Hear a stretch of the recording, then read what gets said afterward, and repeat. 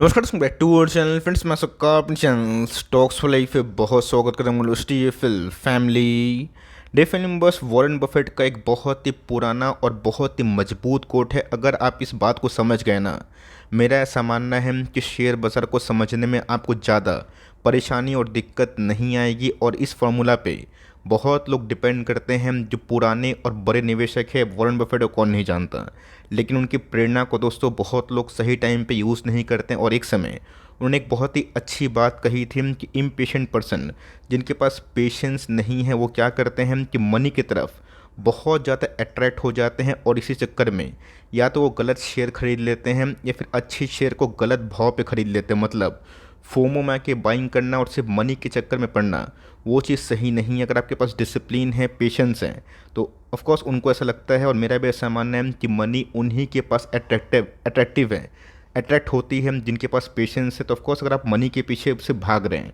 और आपके पास पेशेंस नहीं है, तो बाज़ार में गैस आप ना बड़ा वेल्थ क्रिएट नहीं कर पाएंगे। लेकिन अगर आपके पास पेशेंस है ना, वेल्थ आपकी क्रिएट होंगे, मनी खुद अट्रैक्ट होगा, बट डिसिप्लिन से काम करना है। इसी बीच में गए 7 कंपनी ऐसी हैं जो बहुत लोग का पेशेंस टेस्ट कर रहे हैं, और मेरा ऐसा मानना है कि इन सब का भविष्य बहुत ही सुनिश्चित है। तो फटाफट डिस्कस करेंगे, बहुत इंटरेस्टिंग वीडियो होगी। चैनल फर्स्ट टाइम होंगे सब्सक्राइब कर सकते हैं इस तरह की क्वालिटी कंटेंट को सबसे पहले एक्सेस करने के लिए। नाउ विदाउट लिंग फॉर टाइम, लेट्स बिगिन। इस बाज़ार में जो एक साल से हल्ला मचा के थे कि बियरिश फेस है, पैसे नहीं बनेंगे, डूब जाएंगे, निफ्टी इधर आएगा उधर आएगा, मैं उनको एक ही बात बताना चाहूँगा, बाज़ार का टॉप और बॉटम किसी को पता नहीं। लेकिन इसी बीच में ऐसे बहुत से डिजर्विंग कैंडिडेट्स भी है जिनके अंदर बियरिश फेस में पैसे बनते हैं। और ये दोस्तों एक लाइव उदाहरण है कि कैसे 6 शेयर को दोस्तों मैंने साइड बाय साइड आप सब तक जो कन्वे करने की कोशिश करी है। ऑफ कोर्स डिस्क्लेमर दोस्तों, इस बात की कोई गारंटी नहीं है कि फर्दर इसमें अप मूव नहीं होगा, बल्कि बहुत लोग क्या करते हैं, फोमो में आके ना पूरा पैसा लगा देते हैं, और जब शेयर रिवर्स होता है इनके पैसे नहीं बनते हैं। अल्फ़ा तभी बनते हैं, जो एक्स्ट्रा पैसे तभी बनते हैं जब दोस्तों आप कंपनी को डाउन साइड में और करेक्शन में ख़रीदना सीखें। C D S L, B S C, K P I T tech, रही बात K P I green, angel one, Polycab, और ना गाइस कितने सारे स्टॉक्स हैं, V B L, I C C bank, Chola finance, A P L, Apollo Tubes, कितने सारे stocks हैं जिन्होंने गाइस अभी के टाइम ना बाज़ार को एकदम इग्नोर करके लाइफ टाइम हाई लगाया। बट इसी बीच में बहुत लोग इन सब शेयर्स पे काफ़ी अट्रैक्ट होंगे, बिकॉज इन सब में फटाफट पैसे बन रहे हैं। क्या ये सही रणनीति है? नहीं। अगर आप एस आई पी कर रहे हैं तो उसमें कोई दिक्कत वाली बात नहीं है, बट आप बस इसीलिए खरीद रहे हैं कि स्टॉक से भाग रहे हैं। तो ऑफकोर्स दोस्तों, अगर स्टॉक भाग सकता है ना, तो गिर भी सकता है। तो फोमो में के बाइंग करने की मैं सलाह कभी नहीं देता हूँ, डिस्पाइट कि मैं सारे शेयर्स को होल्ड करता हूँ। लेकिन यस, एक चीज़ तो है कि अगर आपको पेशेंस रखना आ गया और कंपनी को सिलेक्ट करना आ गया, तो कंसोलिडेशन फेज में कैसे अच्छी कंपनी को बाइंग करना सीखें और लॉन्ग टर्म तक धैर्य बनाना सीखें। अगर आपके पास धैर्य है, करेज है, और ऑफकोर्स अपना रिस्क टेकिंग एबिलिटी, खुद से जजमेंट करने की पावर है, तो इन सब कंपनी को आप ट्रैक एंड वॉच कर सकते हैं। रेस्ट आपकी मर्जी की बात है। एप्पल इंडिया दोस्तों एक टॉप क्लास कंपनी है, बट प्रॉब्लम क्या है कि एड टेक बिजनेस जो बहुत तेज़ी से ग्रो हो रहा था, उसमें गैस यूएस के रिसेशन के न्यूज़ के बाद थोड़ी बहुत नरमी हमें देखने को मिल रही है। बट मेरा ऐसा मानना है, गोइंग फॉरवर्ड इन सब कंपनी में अच्छे खासे पैसे बन सकते हैं। अगर आप खुद से पूछें, अपने इर्द गिर्द अगल बगल देखें, तो आजकल दोस्तों ना सारी कंपनी को चाहिए एक प्लेटफॉर्म, और प्लेटफॉर्म हो चुका है mobile phone, devices, connected TV, जहाँ पे दोस्तों वो ऐड दिखा के ना मैक्सिमम व्यूअरशिप गेन कर पाएँ। और एफएल इंडिया दोस्तों उसी में काम करती है।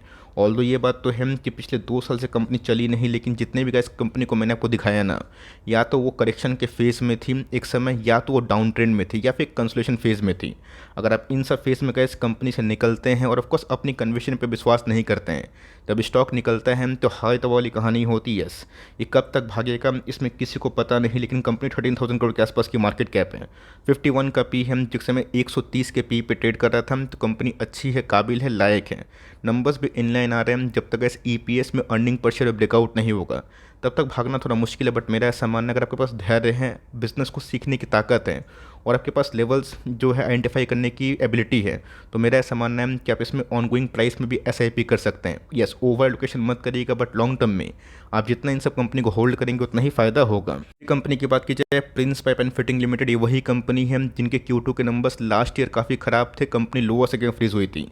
कंपनी एक साल लो 500 के आसपास उसी दिन बनाई थी, और ऑफकोर्स इस बार 200 नंबर्स के बाद कंपनी 17% चढ़ के बंद हुई। लेकिन मेरा ऐसा मानना है कि easing of raw material prices और ऑफकोर्स मार्जिन एक्सपेंशन आने वाले कुछ समय में चालू रहेगा और प्रिंस पाइप उससे एक बहुत ही बेनिफिशियरी हो सकता है। उसका गैस मैं चाहता तो पीपीएल को भी कवर कर सकता था, बट यस ऑलरेडी गैस काफ़ी प्राइस स्ट्रेचअप है, कंपनी हमारे बताए गए लेवल से 2.5-3 गुना हो चुकी है। बट यस कंपनी की बात की जाए प्रिंस पाइप, ये भी गैस एक बहुत ही ट्रेमेंडस बिजनेस मॉडल, और मेरा ऐसा मानना है कि सदियों से gas pipe, PVC, wires and cables उन सब में पैसे बन रहे हैं जो गोइंग फॉरवर्ड बनेंगे, और मेरा ऐसा मानना है कि इन सब कंपनी को होल्ड करना सीखें और पैनिक नहीं करेंगे, फंडामेंटल भरोसा रहेगा तो अच्छा फ़ायदा होगा।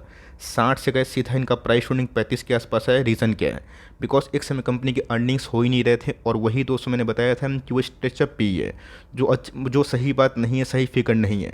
आप देख अगर अभी देखें तो उसमें गजब का ट्रांसफॉर्मेशन, और मेरा ऐसा मानना है कि ऐसे ही आने वाले कुछ क्वार्टर्स और कुछ साल कंपनी के लिए ठीक हुए हैं, जो कि मुझे लगता है कि हो सकते हैं। तो कंपनी यहाँ से भी कैसे enormous amount of wealth create कर देगी, बिकॉज पिछले 2 साल से ये कंपनी टस के मस नहीं हो रही है, और बहुत ही स्ट्रॉन्ग जो बेस है ना ये फॉर्म कर चुकी है। कंपनी की बात की जाए हिंदुस्तान फूड, इनके नंबर्स भी इनलाइन थे, और ऑफकोर्स बहुत लोग काफ़ी परेशान है, बट मैंने क्या बताया कि पेशेंस रखिएगा ना, कंपनी ठीक ठाक ग्रो कर रही है, कंपनी के फंडामेंटल सही है, प्रोमोटर होल्डिंग सही है। यस एक डेट का मसला है, जो अगर आप इसको डाइजेस्ट कर पाएँ तो ठीक है, तब दोस्तों को डर लगेगा नहीं। रही बात कंपनी को जितना लंबा आप होल्ड करेंगे उतना ही फायदेमंद सौदा हो सकता है, कि कोई गारंटी नहीं है कि फर्दर अच्छे नंबर्स होने के बाद गिरावट नहीं हो सकती, कुछ भी हो सकता है और कुछ भी पॉसिबल है। बट फ़र्क इतना है कि आपको निचले लेवल के लिए ना हमेशा रेडी होना चाहिए, और रेडी होना पड़ेगा, तभी दोस्तों आप मार्केट के अप्स एंड डाउन से बिल्कुल भी परेशान नहीं होंगे। अगर आपको लगता है कि खरीदने के बाद स्टॉक नहीं गिरेगा, आप एकदम गलत हैं। 100 में से 90-95 बार आपके खरीदने के बाद स्टॉक गिरेगा, लेकिन उसके बाद दोस्तों स्टॉक चढ़ता भी है। जितने भी गैस मैंने एग्जांपल इसके पहले स्लाइड में दिखाए थे ना, सब में वही घटनाक्रम हुआ था। एल की बात की जाए, इनके नंबर्स भी सुपर डुपर हिट थे, बट क्या हुआ कि आज मार्केट रिवॉर्ड नहीं किया। मुझे गैस केपीआई ग्रीन के नंबर्स मुझे नहीं याद हैं, जहाँ पे कंपनी ने हाईएस्ट एवर प्रॉफिट दर्ज करने के बावजूद भी फ्लैटिश कारोबार किया था।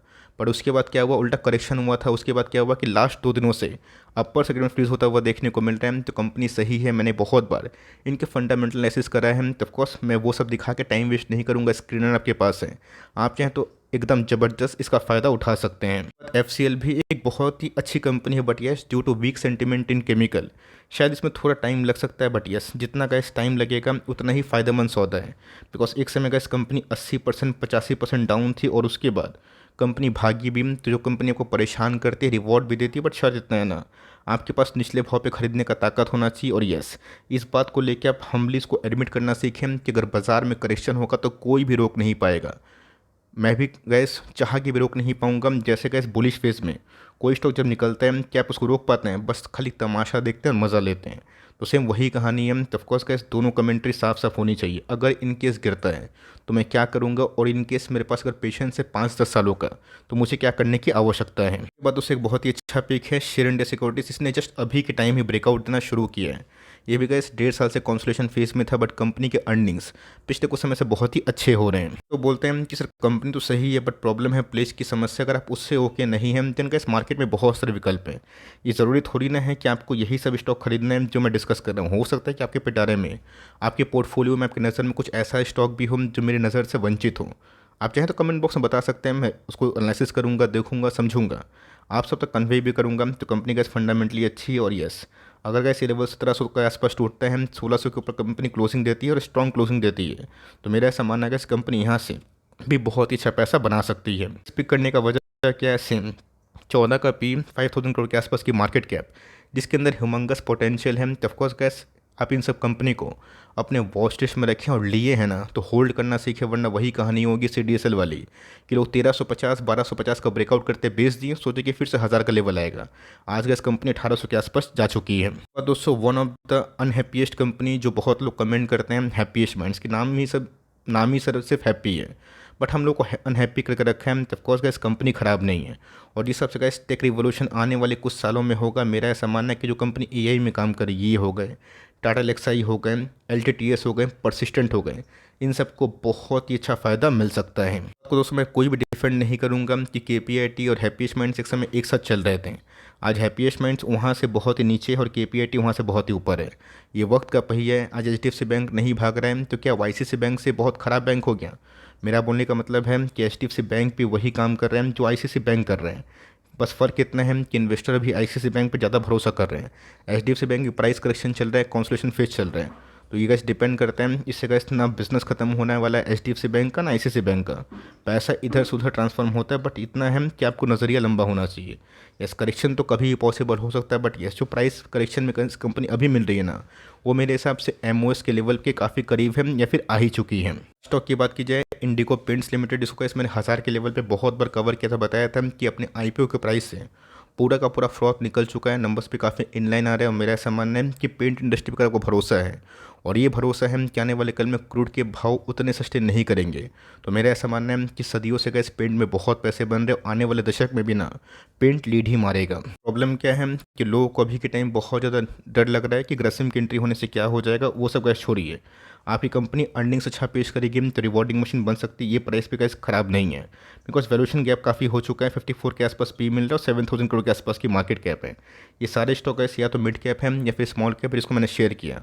अब वाइसली सिलेक्ट करिएगा, ऐसा नहीं कि सातों स्टॉक खरीदना है। अगर आप खरीद के बैठे हैं तो होल्ड करने में कोई दिक्कत नहीं है, बट इतना है आपको टाइम देना पड़ेगा, और हर क्वार्टर में क्या चेंजेस आ रहे हैं, और ऑफकोर्स प्रोमोटर क्या प्लान कर रहे हैं, इसको मॉनिटर आप करते रहें। चैनल में गैस जुड़े रहें, तो मैं कोई भी अपडेट आती है ना, उन सबको बताने से चूकता नहीं हूँ। आपको गैस सातों में से कौन सी कंपनी ज़्यादा पसंद है और किसको आप होल्ड करते हैं। पहले स्लाइड में गैस जो मैंने आपको 6 स्टॉक दिखाए ना, इस बात की कोई गारंटी नहीं है कि फर्दर उनमें अप मूव नहीं आ सकता, हो सकता है कि डबल हो जाए, बट मैंने क्या बताया कि एक लेवल के बाद अल्फा जनरेट करना काफ़ी मुश्किल होता है, बिकॉज आप नया बायर्स कहाँ खोजेंगे अगर बाजार में थोड़ी बहुत करेक्शन हो गई तो।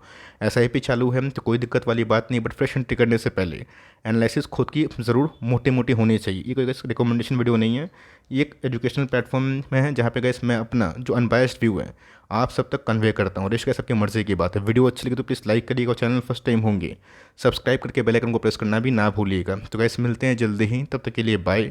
Thanks for listening friends, God bless you all.